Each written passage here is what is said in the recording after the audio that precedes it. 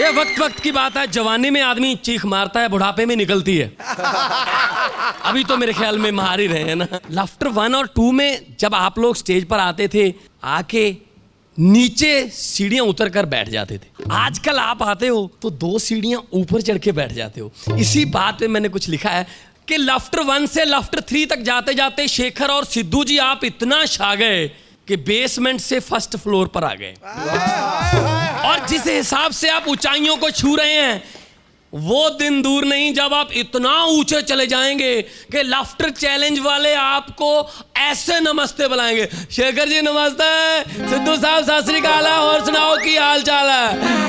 Shekhar ji martial आज तो ऊपर बादल गरज रहे हैं, लगता है रेन इनके बिल्कुल आफ्टर है। और शेखर जी बोलेंगे अरे बेवकूफ, ना कोई बादल गरज रहे हैं ना कोई रेन इनके आफ्टर है। जिनको बादलों का गरजना समझ रहे हो वो तो नवजोत सिद्धू का लाफ्टर है।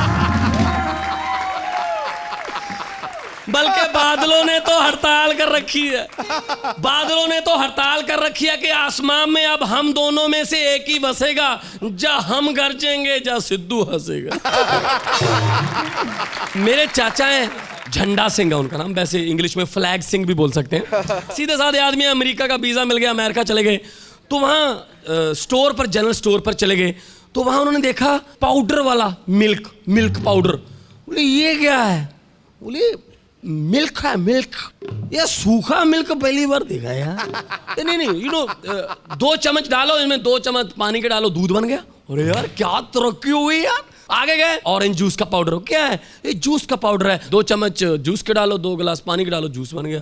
तो थोड़ा किड्स सेक्शन में चले गए, वहां देखा बेबी पाउडर।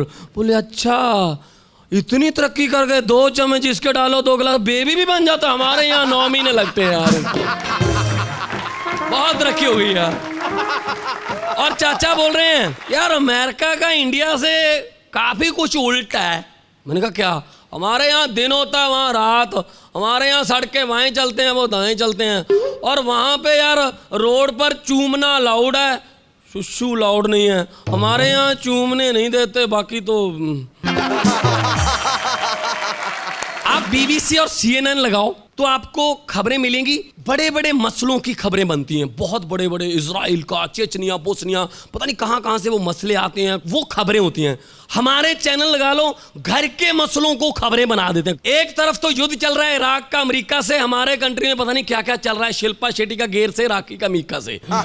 और शिल्पा ने भी कमाल कर दिया, बोली ये कोई बड़ी बात नहीं थी, ये तो आम बात है, मीडिया ने बवाल कर दिया।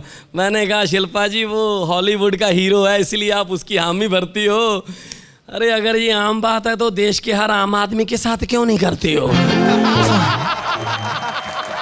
शिल्पा का बयान आया कि असल में रिचर्ड गेर मुझे चूम कर ये मैसेज देना चाहते थे कि एड्स ऐसे नहीं फैलती। मैंने कहा शुक्र है वो ये मैसेज देना चाहता था कि एड्स ऐसे नहीं फैलती, उसने ये मैसेज देने के चक्कर में नहीं पड़ा वो कि एड्स ऐसे ऐसे फैलती है। गेर ने शिल्पा को ऐसे पकड़ा और ऐसे किया, टीवी पर देखकर पूरा देश ऐसे हो रहा था। आजकल सब कुछ चेंज हो गया, आशिकी भी डिजिटल हो गई है।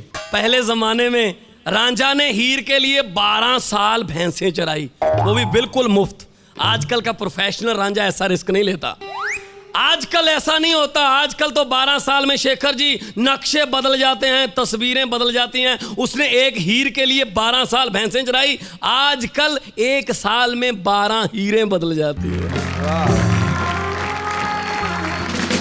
मतलब एक हीर की एवरेज 1 महीना है ना सिद्धू साहब, इश्क कमीना।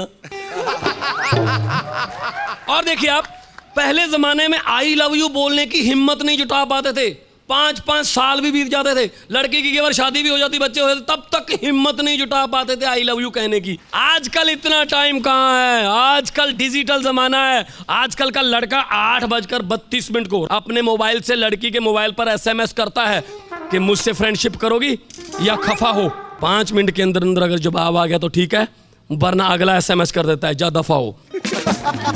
आजकल जैसे हर एक ने जूनियर बना रखी है, रिक्शा वालों की जूनियर है, ये ट्रैक्टर वालों की जूनियर है, ट्रक जूनियर है, आशिकों ने भी अपनी जूनियर बनाई है। और अपनी डिमांडें रखी हैं जी। आशिक यूनियन की मांगे आप देखिए, सबसे पहले तो उन्होंने कहा कि पेट्रोल पर आशिकों को सब्सिडी मिलनी चाहिए, जो तेल है वो सब्सिडी पर मिलना चाहिए आशिकों को, क्योंकि जब से ये धूम 1, 2, 3 आए ना, ये मोटरसाइकिल का जमाना आ गया, लड़कियां बाइक पर घूमना पसंद करती हैं। वैसे भी सिद्धू साहब, जो जवानी का जोश रोक के नहीं रुकता है, देश का 70% पेट्रोल लड़कियों के कॉलेज के आगे फूकता है। अगली डिमांड है, हर सिनेमा हॉल में कम से कम 10 कॉर्नर की सीटें आशिकों के लिए रिजर्व होनी चाहिए। कई बार क्या होता है, लड़का अपनी गर्लफ्रेंड के साथ फिल्म देखने जाता है, कॉर्नर की सीट मिलती नहीं और फिल्म देखनी पड़ती है। जिनकी तरफ लड़कियां नहीं देखती, वो अपने स्कूटर पर या अपनी गाड़ी के पीछे कुछ लिखकर अपनी फ्रस्ट्रेशन निकालते हैं। जैसे रऊफ लाला जी की गाड़ी के पीछे मैंने लिखा हुआ पढ़ा कि नो गर्लफ्रेंड नो टेंशन। मैंने कहा इट मीन्स यू नीड बुढ़ापा पेंशन। और पार्कों में बैठकर जो वादे किए जाते हैं, जब शादी में बदल जाते हैं, जिंदगी थ्योरी से प्रैक्टिकल में आती है, तब क्या क्या चेंज होता है। शादी से पहले लड़की को कहते हैं, दिल करता है आसमान से तारे तोड़कर तेरे बालों में सजा दूं। शादी के बाद उसे कहते हैं, दिल करता है बिजली की तारें तोड़कर तेरे सर पे गिरा दूं। बहुत अच्छा। तारे तारे बन जाती हैं, एक बिंदी से चेंज हो जाता सब कुछ। और शादी से पहले कहते हैं कि दुनिया में सबसे हंसी तेरी मेरी जोड़ी है, और शादी के 1 साल बाद कोर्ट में हल्फिया बयान देते हैं, मिलॉर्ड पहले इसने मेरा सर फोड़ा है इसीलिए मैंने इसकी टांग तोड़ी है। ये फर्क होता है। शादी से पहले पार्क में बैठकर एक दूसरे के मुंह में मूंगफली के दाने डालते हैं, शादी के बाद उन्हीं हाथों में दानों की जगह जूते आ जाते हैं। ये चलो ये। तो इसका मतलब ये हुआ, प्यार एक मोतीचूर का लड्डू है, खाते जाओ खाते जाओ खाते जाओ, और शादी एक चिंगम है, दिल करे ना करे चबाते जाओ चबाते जाओ चबाते जाओ। Thank you very much.